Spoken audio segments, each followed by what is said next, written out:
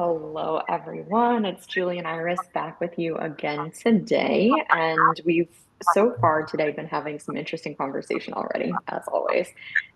Just kind of around like the energies and like the astrology and kind of like the alignments and like what I've been personally feeling and going through right now. So for anyone who's feeling kind of, I think dysregulated is an interesting word to use. Just from the standpoint that I feel like we're in most of the things in society today dysregulate the system, right? Whether it's continual like social media or it's television programming or the media, just we'll just say media in general. Um, but it just feels like there's so many opportunities for us to continually come back to self and continually come back to self. And I love the piece that you were just speaking into about how normally or often you find that when you're in close proximity to people and you have some type of like deeper relationship, that they have a tendency to, and I'll let you speak into this because I don't feel like I'm going to get the words quite right, but just, just I guess reiterate what you were just saying.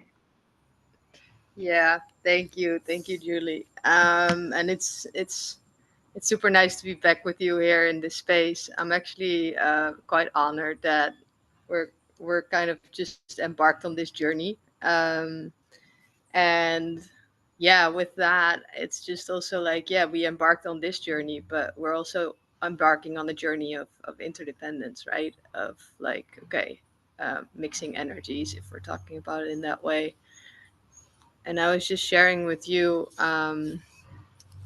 which is a little bit more vulnerable for me to kind of admit, but I've noticed over the course of the last decade is somehow I tend to bring an energy into, to a space or into a relationship that is just a little bit more, that can be quite disruptive for some people. And I've noticed a lot of people going into this more, um, yeah, a little bit of a turbulent time, more dysregulated time. And I don't know why that is. Actually, we were just talking about it and reflecting upon it too. It's just like, in a way, um, so I've noticed that there is a particular connection to the earth that starts happening in people that is quite dysregulating. And maybe that's because I made that journey myself over the last decade and am very deep connected to the earth and put the well-being of the earth, basically as my main priority, because the well-being of the earth is my well-being. But that's a journey, and that then bringing that energy maybe of just, not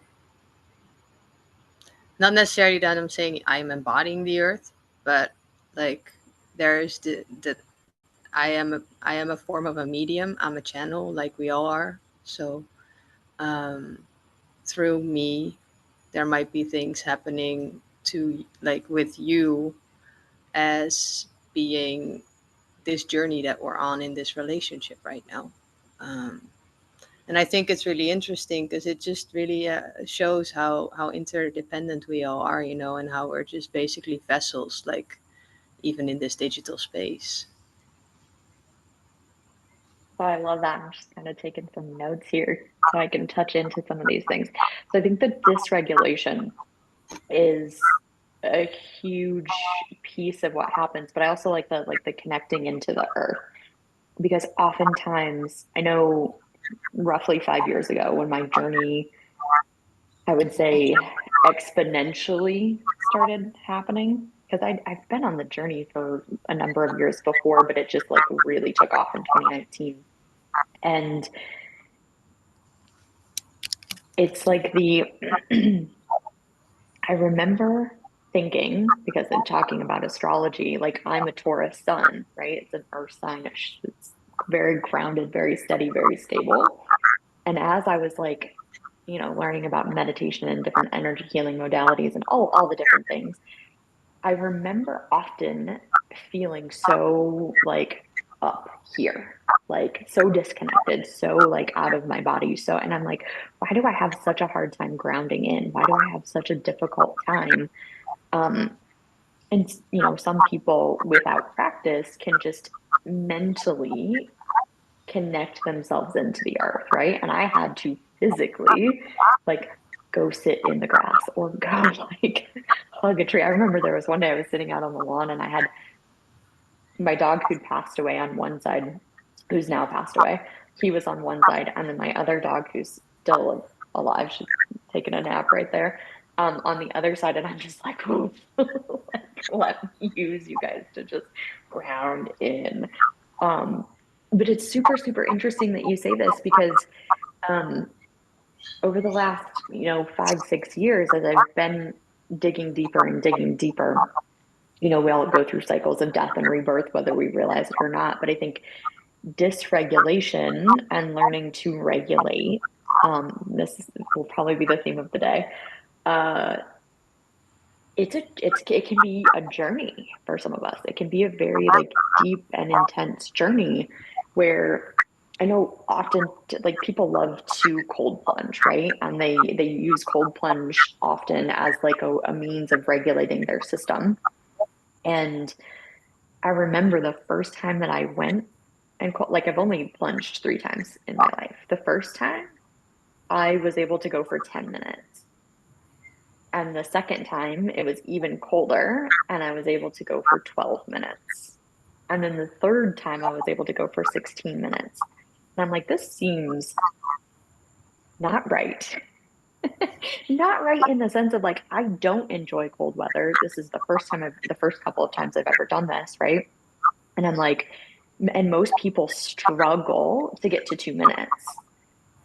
And that's often what they tell you is like, just 2 minutes, just try to go for 2 minutes, right? Because the first 30 to 45 seconds, your body is still in fight or flight. And once you're able to keep like, get through the, that stage and that response system in your body, then it's a little bit easier.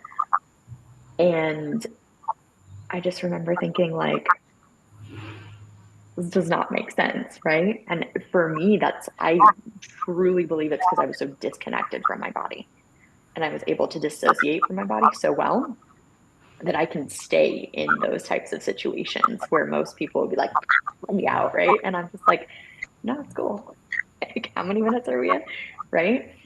And so learning to be more in body and people talk, I hear so often in like the spiritual community, like embodying this and embodying that. And I feel like it's almost one of those terms that's kind of lost on people to a point where it's like spirituality, that in and of itself is such a very like broad umbrella term. And then when we look at like being in body, like the to me the simplest form of being in body is like literally like feeling via the body. And if we've had a lot of trauma and if we've had a lot of experiences that we don't like, especially if it's, physical abuse or sexual abuse or different things like this, then it's safer for us to, detach from our body and hang out like up in these spaces, right? So I Yeah. think that's super interesting that you're talking about like connecting into the earth and that's just a different way of saying connecting into yourself, right? Like it's just so interesting. Yeah, and it's I really like that you bring up the cold plunge, and it's interesting. Yes, for me too. Like the cold plunge was really easy because it's just it's the easiest thing. If things get tough, it's the easiest thing to disassociate. And sometimes we confuse that with detaching, and I did that for a long time, so I know I can say that because I used, oh yeah, I'm detached, uh, in a lot of cases that I was just disassociated, disassociated from my body, disassociated from people. Like we just look at all these things in the world. So just coming back to a little bit, like for me, disassociation happens when you start looking at things in the world as being a mechanistic thing. So your body is just a mechanistic thing that you just need to make sure it's healthy in the sense of yeah, give it right food and all that stuff, but not necessarily connected with the intention of giving it the right food. It's just like, no, you know, with your mind, but then yeah, it's the same with, yeah, you know, plants are important, but do you actually connect with that plant? It's like that's where the embodying starts again, right? And that's, if you then from that space can say, oh wow, I can really connect with this person. Like if there's something that I really don't like about what you're saying, for example, but I can connect with what you're saying and then choose to take the compassionate road and, you know, like see it as, hey, that's your story, and not like you and I are separated, but more like, no, like there is something in that story that's important for me to know, otherwise I wouldn't hear it. But I don't have to get upset because we don't get along in the thing that you're saying right now. And then you're more in a in a detached space. So also with this regulation, you know, like the disassociation is the most dysregulating thing that we can do to our body, because it's this beautiful, like, you know, the this research about the water, for example, and they put all the words on different glasses of water, and then they look at what the crystals become. So, you know, if water is ignored, it's actually the most distorted of all. It's even worse than anger. So if you are disassociating with your body and with your environment, you're basically distorting your body up to like in the most harmful way. And it's the same with, you know, the plants, and it's the same with the earth. And, you know, if we look at the earth as some kind of thing, which it is not, it's like a living being, because, you know, like it nurtures us. So imagine the amount of life that is in there in order to nurture us as humanity in our consumerism, right? Because all our products are, you know, coming from her in the end, all our machines. So if we look at the earth as a thing, then we distort her way and her capacity to regenerate itself, because, you know, like her crystals are just like, it's like the water. So in that way too, it's like, you know, like if we are connecting with each other, I can say like, hey, we're also 70% water.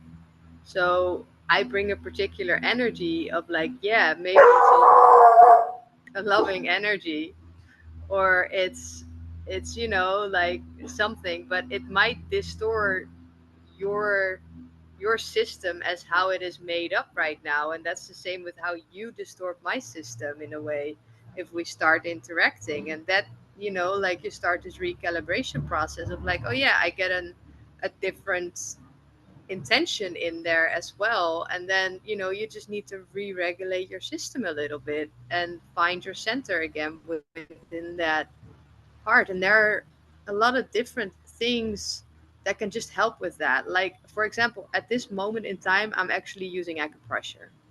Like, I am, you know, like just sitting on the floor and massaging my feet, or I'm in meetings, I'm continuously, you know, like just massaging my hand or whatever kind of point to just regulate myself, because we live in this technology world with all these things, and the technology is distorting us, like the EMFs are distorting us.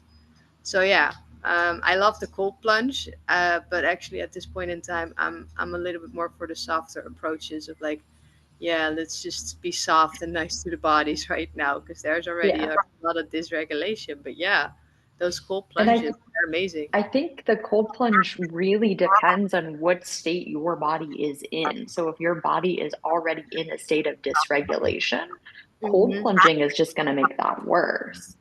And I think people often don't understand that, because the general consensus that I see out there is that cold plunging regulates your nervous system. If you Yeah. have a regulated nervous system and you're very embodied to begin with, then yes, that's accurate. But if you live most of your life in a state of detachment, that's just going to further that detachment. And so, like, I know that over the past almost year now, I've been doing somatic exercises regularly. And through the somatic work that I've done, I'm very interested to see what it would be like if I went into a cold plunge situation now and to see what my reaction and response would be because I know that now I am regulated and I can feel it's so wild. It's so wild, but it's not at the same time. Like I know after days that I run, either the same day or the next day, I have to do a very specific release for the psoas, which is a really deep internal muscle that's your flight or fight or flight. And like as soon as you're in fight or flight, whether it's like through stress or through like physically being scared, it could be someone could come out around the corner and like do a jump scare, right? And this is instantly going to activate your psoas. And so people don't know, and I didn't know this before I started on this journey. People don't know that once that's activated, you have to intentionally release it and through somatic exercise. And now I can feel in my body when things are starting to tense back up and when I need to do that specific exercise again. So I think often about like, okay, like how is my body feeling right now? Are those, I don't want to use the word triggers, but are those like, we could maybe say symptoms, are those symptoms coming up right now of like, if I'm just sitting and my toes start to flex. I'm not sure how visible it actually is, but I know that I can see it or I can feel it. Um, and that's exactly what I feel when I start to do the exercises. I feel them like opening and closing in a different way and moving all the way through the body. So I think the body, just like the earth, it's such a beautiful tool for us to see, understand, and like cultivate this deeper relationship with because when we don't have that deep relationship with ourselves, like I was listening, I started a new book called Fuck Like a Goddess. And in the book, she's talking about, numbing out and the ways in which we do that, whether it's through alcohol or it's through, and this used to be me when I was in the corporate setting, right? I remember my first couple of months, actually within my first 2 months on the job, because I started in January and then Valentine's Day happened. And then the next day, some of my employers were like, oh, how was your Valentine's Day? Like, what'd you do? I'm like, drank a couple of bottles of wine and went to bed. And they're like, what? Like, oh, were you with someone? I was like, nah, no. I literally like drank 2 bottles of wine by myself. And the next day was perfectly fine at work, like completely functional. Now, I don't know that I could even have a glass of wine and be able to be okay in any capacity the next day because I don't drink anymore, right? But I was at such a point of detachment and numbing out constantly that it, and so now, you kind of look at like us talking about technology, right? Like technology is it's a great gift.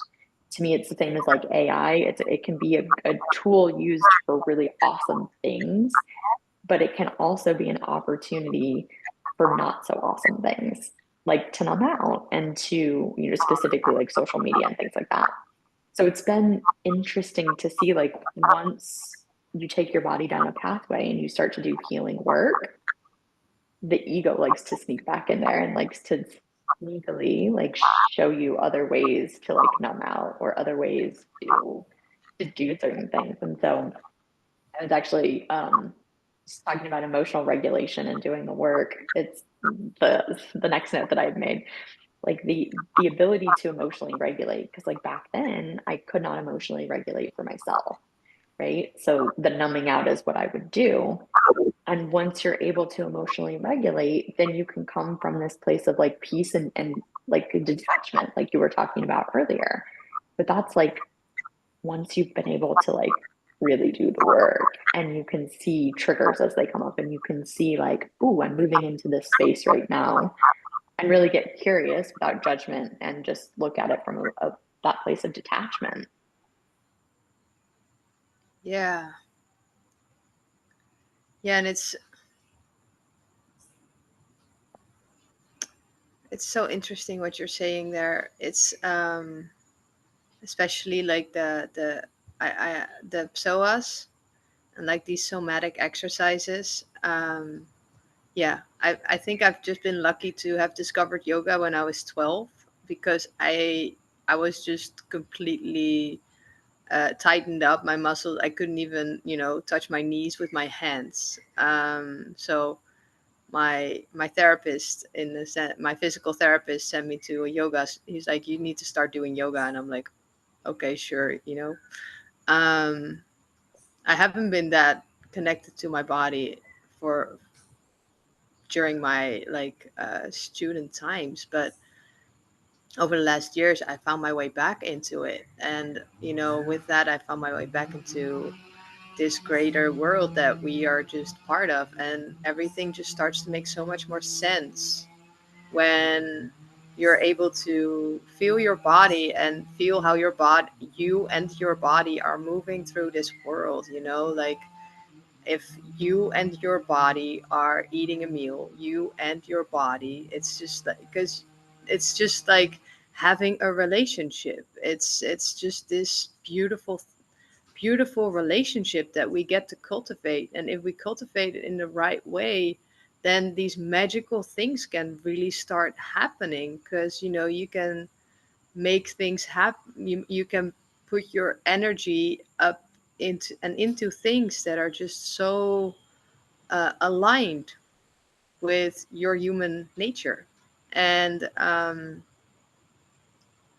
somatic exercise, yeah, the somatic exercise, like I do a lot of somatic exercise too. Like still my yoga practice each morning is somatic, of course, but throughout the day I have, even if it's just a 2-minute thing or something, it's a lot of people make a lot of things out of it, but it's just like, no, we have our we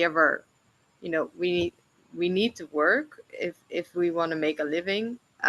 We have particular projects that we do because we just love it, and like there are other things, and and maintenance of your body is one of them.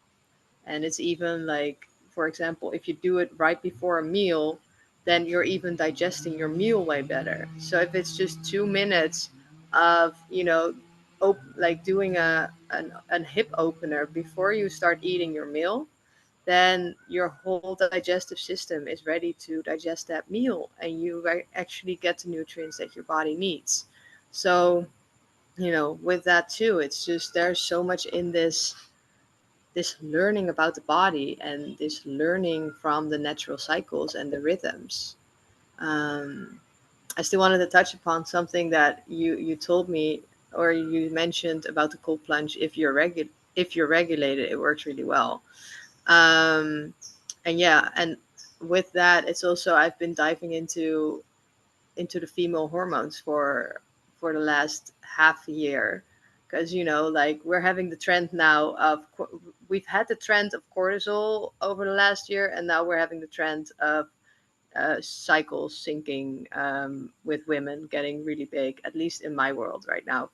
And I delve into it because it's just, Instagram is a great tool to learn. Because if you follow a couple of all those different people, you don't need a course. You just get educated along the go, which is awesome. So also Yeah. for somatic exercise, that's a great tip that I have for everyone in this one. This is how I got to my somatic exercise. Like look at a couple of the advertisements of wall Pilates and somatic exercise things, and you get 3 or 4 exercises that just open your hips really well and help you to digest your stress a lot better.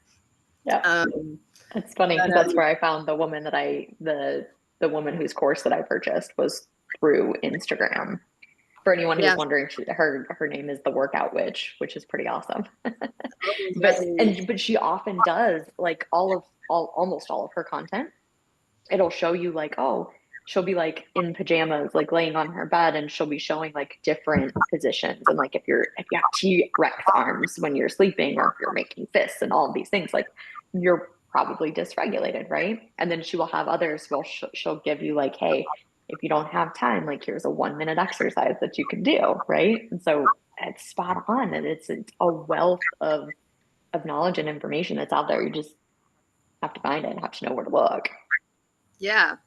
Yeah, and I love Instagram for that. Actually, it really became my teaching platform. And with that, it's too like for example for women.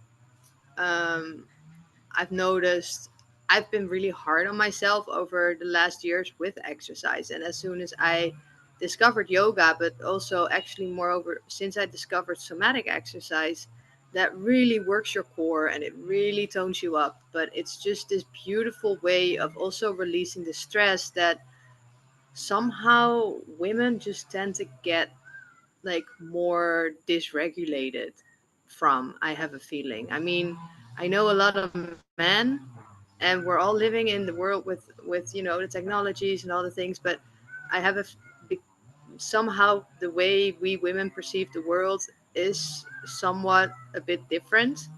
And yeah, I've noticed just a lot of women around me just having issues with their cycle, having issues um, with fertility, all those things, me included, actually. Like, so it's interesting how all these things just come together and like, okay, dysregulation, but how do we regulate, and how do we center ourselves in this world that is somewhat falling down and crumbling, surfacing more and more flaws, and more and more conflicts. And it's just like, yeah, how do we do that? Because that's actually long-term sustainability, if you ask me, and long-term resilience. Like, what Yeah. are the important elements of being able to live as a human in this world in a way that is good for us? I love this talking about like the hormones and talking about like the cycles and things like this. Because often as women, like I don't know what your experience was like growing up, but for me growing up, like I was a heavy bleeder, like to the point where my doctor thought the best avenue of treatment was to put me on birth control at the age of like 14 years old, 15 years old, something like that. Um, but it's like the heavy bleeds, the cramps that have you ever seen those videos on like Instagram and things where they'll put like the period simulators or the cramp simulators on men? It cracks me up because they don't know what the experience is like, right? And for them to like have the experience, that's the part that cracks me up. But if we look at it, and I'm kind of just realizing this now, but if we look at like videos like that, like we're also embedding the fact that it is normal for women to have such horribly painful periods that it's just normal, right? But it's not. To bleed heavy is not normal. To have horrific cramps is not normal. Some cramping, sure, right? Like that can be normal, but like what I grew up thinking that these were like regular symptoms or normal things, it's not normal. Like I remember being told stories about my mom and like how awful it was for her. She had a hysterectomy at like 35 years old, full hysterectomy. And which is wild to me because I'm 2 years older than that right now. And I'm like, I can't imagine, right? And then also being told that like she would spend almost the entire week when she was on her period not at school because she was in so much pain and she'd get like splitting headaches and nausea and, be vomiting from pain. Like these things are not normal. And I think this is also something that's not talked about enough. And even you mentioning like fertility issues, I know so many people that I grew up with who, some looked like the picture of health, right? They looked like they were incredibly healthy, like very fit, very thin, very intelligent. And then seeing like their journeys and seeing that they like struggle to get pregnant and struggled to have children when that's, what they wanted to do. And now we hear about like all of these things that I never knew even existed, right? Like PCOS and um, just all of these different fertility issues and things that happen. And I would love to hear about your story if you want to share. If not, that's totally cool too. But I think that there's just so much power in hearing like that, not that other people are struggling, but in knowing that you're not alone. Like I know since getting off of birth control the last couple of years, like you go through this crazy phase of your hormones being like all over the place and doing, and you just want to do anything and everything you can to like not be in pain, to not have acne, because we're always taught like you only have acne when you're a teenager. Not true, right? Like not true. No, no, I still have the I still have a little bit of acne from time to time, and yeah, it's quite a vulnerable topic actually. My journey with it, but I wouldn't mind sharing. I think at this point in time, because if you really look at it and have listened well to, like, for the listener, to what Julie was saying about, these really pretty girls that really look like they got it all together, and live in a very beautiful place and are very intelligent and all those things. I mean, you and I kind of embody that. And at the same time, for me, I haven't had a period for the last 11 years. So yeah, I started in when I was 14. I started with the birth control, and then from the birth control I went into like something that was a bit more bit less hormonal, because I reacted super strong to the hormones of the birth control. Actually, I gained a lot of weight, I felt depressed, and I tried all the pills and it just kept getting worse. So I went to like this ring thing that was at the time the Nuva ring or something. It Yep. worked pretty well, and then at one point I was like, yeah, but having the thing in and out, and losing it from time to time, and it was, with me in my disassociated student state, was like, that's really stupid. So let's just get something which is a bit more safe in that way. So I went for the IUD, and the IUD with hormones, because the copper one was not necessarily something that was promoted that well. So then when I took my IUD out, I think 3 years ago, my period thing came back, and I have my cycle. The interesting thing is I have a full on cycle. Like each full moon, I am like out of whack with like deep cave cave-like processes of like rebirth, renewal, and all these stuff. And I have the follicular phase that I feel like amazing, and the ovulatory phase that I feel like a little cramp and everything. But I don't get my period. I didn't get my period back yet. Like the bleeding, I don't have it. So in that way, it's just been for me a very interesting process, because a lot of people were like, yeah, you need to go to doctors and you need to do this and you need to do that. And I visited holistic health therapists, and they checked upon, they tested me out what was necessary, and they're like, you're just intoxicated in your uterus. And I'm like, what does that mean? She's like, and they were like, well, let's get you on some herbal medicines to like flush out the toxins. And I'm still on those herbal medicines to flush out the toxins. It started because I started working with the health practitioners, I think, a year ago, to just because I was like, something is off. But then at that point I was already in a point of also like, okay, so if my uterus is intoxicated, that might actually mean that, you know, I am one of those few people that is not able to get children and doesn't get her bleed back, which is a pretty deep process, because then you get into the space of who am I as a woman then. Um, so that has been my journey over the last year, and thank God I got my cycle back.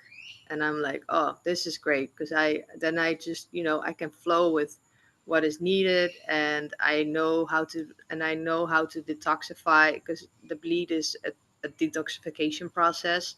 So I just, during those days that I feel like crap, I make sure I drink a lot of detoxification teas and all that stuff. So I act completely as if I have a cycle in a way, and align with it, but I don't have to bleed. And I've also been doing like research, and they're saying like, yeah, like you and I are the first generation after the women got on birth control, and my mom had been on birth control for a while. And our waters, I don't know about the waters in the States, but like, and the animals and everything is just contaminated with antibiotics and with Mm-hmm. hormones. So it can actually just be that, a result. It can be, I'm not saying, but they say there is a correlation, not a relation, but a correlation between women being less fertile and the amount of toxins that are in the waters and everything that's here. So yeah, that's my story with it. And the beautiful thing is, though, because I did so much work with it, and I know a lot about the herbal side of it and the food side of it now, because I tried 5 different diets too. Everything. At one point I get a hormone coach, and she says like, yeah, you need to start eating this and that. And at one point I was just gaining weight, and it was just, I felt like crap. And it was like, and I'm totally fine with any type of body type I have, but I just felt my body saying like, what are you doing, these high protein diet things and everything, and I was just like, yeah, this is bullshit. I'm not doing that. But because I tried out all these diets, I also kind of know if people, where if like, where if girls come to me and they're like, yeah, I have issues with this, I'm like, okay, so where are you on your omegas, where are you on this, on that, on set, and then if they are low on things, it's like, okay, you might want to see if you want to get that in your system a little bit more. And now there are two people that are more regulated because I work with them in that way, not because I'm a health practitioner, simply because, like you and I are sharing our stories. Mm-hmm. And I think too that's part of this journey of us women, like we put everything behind paywalls. But if we're really looking at this matriarchic system that is wanting to surface right now, we need to let go of that control. We need to kind of let go of that control of, I I will only receive the value for what I'm offering if I put it behind a paywall. But like, if you come into the space of unconditional sharing, then you will also start realizing that the universe will unconditionally have your back. And that's also where you can come back into your body, because then you can just be not in a fight or flight mode, what you're saying, but you can actually just, offer something without having the fear that you're not supported, or that, like, you'll be extracted from it because of some kind of story you tell yourself. Yeah, that's super, super powerful. Super powerful. It's so amazing like how the body just gives us so much information in all of the ways. And if we don't listen, like what happens, right? Like I know that when I'm going through phases where I'm releasing more, like you said, the bleed is a huge opportunity as a woman for you to release things that your body may have been exposed to or is holding on to. Could be yours, could not be yours, could be generational, could be all of things, right? And I know for me, like once I started doing like the deep inner work, I started to see changes. And I know when I'm exposed to things like you're talking about toxins, right? Like when I have more exposure, and it's not necessarily to like a food source or a specific water source, but when I have more exposure to toxins in any way, shape, or form in my life, whether that's like toxic people or situations or conversations or you name it, right? I can absolutely tell a difference in the amount of blood that comes out of me and in the amount of pain and or cramping that happens. Because often now, well, it's not the case before, but often now, I don't have cramping. There might be some pressure, right? There might be, but very rarely do I get like never do I get like double over in pain cramping. But I also know that now I have the opportunity now where I can rest more too. Like if my body feels like I need to rest, and this is not,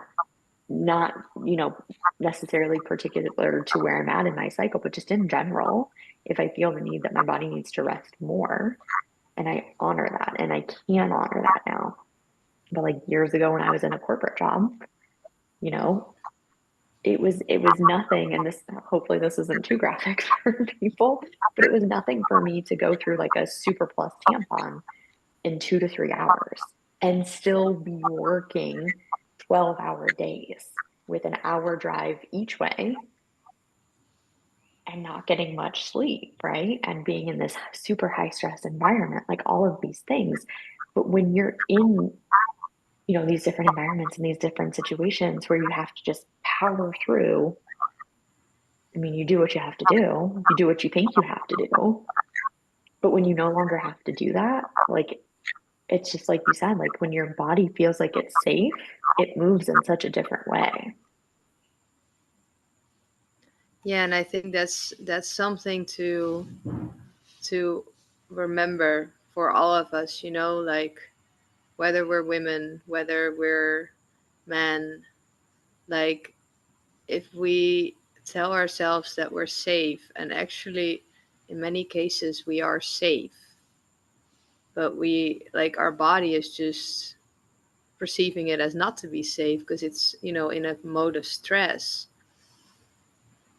But if our body feels safe, if we tell it to be that we're safe, then our whole world starts changing right in front of our eyes. And I've seen it happen in my life. I've seen it happen in the people that I work with. Like I asked them, like, what if you start telling yourself that you're safe and that you have all these choices that you get in your life, and that all these lessons are just gifted to you in your best interest? Then you start to see how beautiful life can be. And also with women, for within within my journey, it was like, okay, I get to embrace what it's like to not, you know, have a bleed, but feel completely like a woman. And what does that mean? And how do I embody that? And now I get to help other people with that. And that's the gift that comes from a lesson like that. And it's the same with you, it's like you had a very heavy bleed, and then it's like, okay, yeah, but moving through that period of really doing inner work around it, and then now all of a sudden you have a regulated cycle. That's the greatest gift that you have, and you can share that with others, so it's just this continuous growth process that we're not necessarily talking about as humans, because we're only talking about economic growth if we're talking about growth, and often or in our career. But it's this growth process that we get to have as people that make us more resilient when we start sharing those stories. And if we start opening up to, okay, what is our body telling us? And then from there, actually, if you know how to read your body, you can actually maybe start reading your greater than human environment. And then the real magic starts taking place. I can tell that. And that's just such a, yeah, then the fun really starts. Yeah, yeah. I mean, reading your body is so huge. I mean, it could be like what you were talking about earlier, like the diet changes you were going through and having a high protein diet, like just did not work for you. And it's interesting, right? Because you often will hear people say like this is the thing that's going to cure your thing, like whatever it is, right? And that's not always the case. Like I can tell you there are so many different things that I've done for different things and tried different things, right? Like to regulate my nervous system, meditation, somatic exercise. I think 100% the biggest thing has been somatic exercise is, or I should say somatics, right? Because that could also be somatic breath work included. I am not a fan of somatic breath work. I've done it several times, but I did not feel safe necessarily. I don't know if it was probably because I wasn't safe in my own body. I didn't feel safe in my own body. So this is before my somatic exercise journey. So it'd be very interesting now for me to go and, cold plunge again and to do work again, because I'm sure it'd be a totally, totally different experience. Um, but like I know for me personally, like I thrive off of a high protein diet. It's very interesting. And there are certain things that just don't like it just don't work for me. Um, Yeah. and like also taking beef organs. Beef organs have been a huge, huge help for my body, which is interesting because most people would probably associate that with like low iron. And I've never had low iron in my life. It's just the way my specific body processes. So like everyone is different and everything is going to work for you different, just like we all have different seasons. Um, Women are just lucky enough to go through all 4 seasons every single month. So I would encourage anyone listening, like really get to know your body and what works for you. Yeah. Because there may be a specific type of meditations that work for you today and 3 days from now that might not work, or types of eating, or just different things. Like you have to be willing to experiment and to see um, what works and what doesn't work. And I think that's also part of the fun in it for me, has been Yeah. getting to experience all of these different tools and do all these different things where I can really see like, okay, this is what works for me, but also no judgment, not saying it's going to work for you, but this is what worked for me. So it's something that you could try. Yeah, and it's something also like what you're saying there about the cycle. It's so interesting because then it's also you can adapt your way of living to that cycle. And I mean, for men, it's a bit different. I talk about it with my partner from time to time, and he's like, "Yeah, so if I wanna, align myself more with the natural cycle, how do I do that? Because I don't have a cycle like you." I'm like, "Well, you probably will have a cycle if you start tracking yourself throughout the month of how you feel, like." Probably based on the moon phases or whatever happens, you can probably sense something that's happening there, and aligning your work and the way you live with like the phases of the moon or the phases of your cycle, depending on how you're lining up. Maybe it even lines up in the ways that it lines up with the moon phases. And especially doing that in your business is something that is really interesting to tap into, and I can recommend that to everyone to start working on that, because if you start moving in that way, then a lot of stress will just fall from your shoulders right away, because you're like, this is not the time to do this, but it's the time to do that. So Mhm. things start to make sense, things start to align, and you know slowly you're coming back to earth. Because it's also like with all this technology, it's all very much up in the air, right? And it's a very airy element. And what you were saying, like you had a lot of air, so yeah, of course, somatic breath work Oh, no, I don't. is not working in that way, like it's just also like logical thinking of, okay, I'm already a lot up in the air, and like, okay, I need to ground myself. What am I gonna do? I'm not gonna do breath work. No, I'm gonna do, like exercises that bring me into the body and into with my hands in the soil, like, and bring in the water element and bring in that fire element. And what, like, start googling it, because it's all there on the freaking internet, on how you weave all these elements in your life, and then you just become regulated, because every element has its balance and has found its place integrated in that body, which is made up of those elements. So you're basically just acknowledging Yes. yourself. I just had a full circle moment with that, because you're saying like, I thought you were meaning because I have like a lot of air in my chart. And I'm like, no, I don't. That's the least element that I have. But now this makes sense, right? Because like the element I have, so for anyone who has no idea what I'm talking about, like look at your astrology, run your astrology, and like I have an app called Time Passages, and it tells you, I don't know if you have an app or anything that you really love. You could also put your information into like a chat GPT and it'll tell you this information. Say like, what's my elemental breakdown if my birth date is blah, blah, blah, blah, blah, right? With this birth location. If you don't have all the information, it's going to tell you what it needs to run it for you. And so I just got into stelliums last week. I'm like, what is a stellium? Why is it important? How do I figure out what it is? Um, so if I look at my chart, so some people, so we all have feminine and masculine in us, right? And some will have more of one than the other. Mine is actually balanced. And I was like completely dead even. And I'm like, this is interesting. So then you get to look at like how you show up in your life. And are you showing up more masculine or more feminine? Or, and that could be cycles too, right? Like depending on what cycle you're in could be also how you're showing up. Like if I'm in an action taking cycle, this could be a more masculine energy. Where if I'm in more of like a flow and ease state, that's a more feminine energy. And the elements are there too.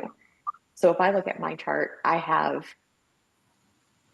4 or 5 fire. And fire is the element that I have the most of in my chart, which I always thought was very interesting. And then earth is next by 1 less.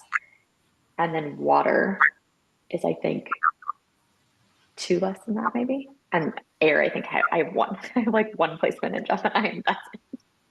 So it's super, super interesting now that like I'm so glad you made that correlation because thinking about like practices that work best for me, like somatic exercise in the body, very grounded, very earth energy, right? And I have more earth than I do air. So somatic breath work, not really my jam. I don't have very much air in my chart. So this makes perfect freaking sense. So if anyone is like curious about this or have questions, like you can put it in the comments. You can, connect with either one of us and ask questions. I'm by no means am I an astrologer. Um, I know enough like to be dangerous. I know enough to know things, right? To make these types of connections and then to play with it in my own life and to get really curious about it.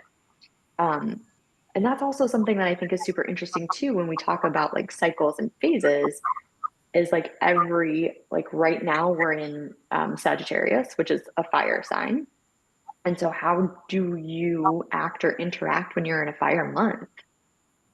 That's an interesting thing, right? Yeah. Looking at those cycles and those phases.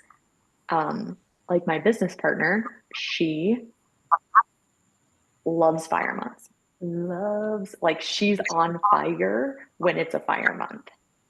And for me, like which is interesting. I can do fire and I can do earth, but I'm also very drawn to water, right? So it's super interesting. Just get curious and just look and make those correlations, like make the notes and see what happens. And there could be particular fire months, like maybe you're more of a Leo fire month than like an Aries fire month, right? Like it's going to depend on a lot of different things. So I would just recommend get super, super curious, track things, make notes, have conversations with people, like just get curious. That's how I've learned most of the stuff that I know is by being curious, doing research and having cool conversations like this where someone says something that's just intuitively coming to them and I'm like,